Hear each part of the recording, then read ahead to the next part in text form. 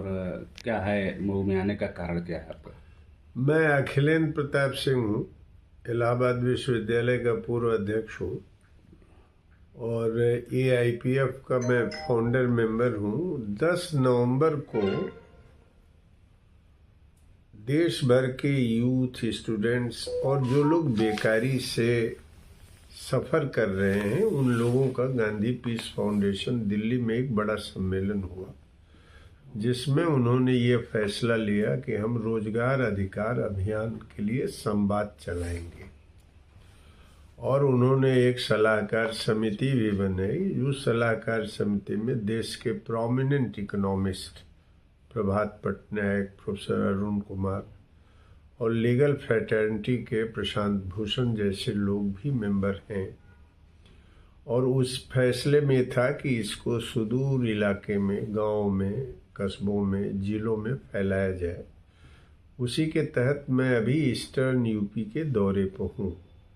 बनारस से शुरू करते हुए चंदौली, सोनभद्र और फिर मैं उसी क्रम में आज मऊ में आया हूँ और मऊ के बाद फिर मैं गाजीपुर और गाजीपुर से आजमगढ़ जाऊँगा। सर, कितने जिलों का दौरा रहेगा इस बार आपका? मैं कोशिश करूंगा कि पूर्वी उत्तर प्रदेश के इधर के जितने ज़िले हैं उनको मैं कवर कर लूं।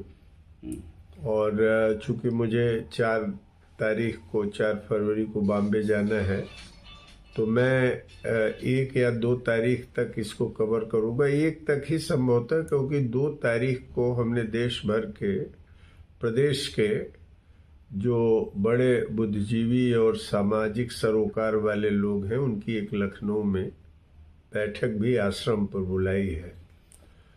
तो मैं अभी इसी अभियान में, रोजगार अधिकार अभियान, जिसमें हमने एक पर्टिकुलर इशू उठाया है कि रोजगार का संकट, बेकारी का संकट, महंगाई का संकट कोई दैवी प्रकोप नहीं है। यह ऐसा संकट है जो हमारे आर्थिक मिसमैनेजमेंट, आर्थिक कुप्रबंधन की वजह से है। और अगर इस पर अपेक्षित ध्यान दिया जाए, जितने पद हैं खाली किए जाएं, अपने बजट का वॉल्यूम बढ़ाया जाए और 2 से बड़े पूंजी जो घराने हैं उनके ऊपर वेल्थ टैक्स लगाया जाए, तो हमारे पास अच्छा खासा पैसा होगा। जो मैं ये महसूस करता हूँ कि जो कॉन्ट्रैक्ट वर्कर या इस तरह के लोग शिक्षण संस्थानों से लेके जगह काम करते हैं, उन लोगों को हम वेतनमान दे सकेंगे, MSP की भी गारंटी हो सकेगी और समाज में जो भी उपेक्षित तबका है उसको सम्मानजनक नौकरी भी मिल सकती है।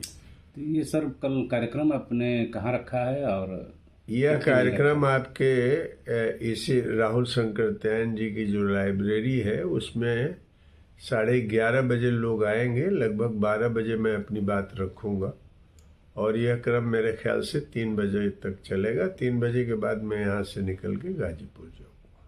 कुल मिला के रोजगार और मेरा ये मानना है कि ये जो बेसिकली सोसाइटी में डिप्राइव्ड सेक्शन है, जिसमें महिलाएं भी हैं और जिसमें SC ST के भी लोग हैं, जिसमें मोस्ट ऑप्रेस्ड कास्ट है और जो पसमादा मुस्लिम्स हैं, उनके लिए मैंने केंद्र सरकार से मांग की है कि एक स्पेशल बजट में प्लान होना चाहिए।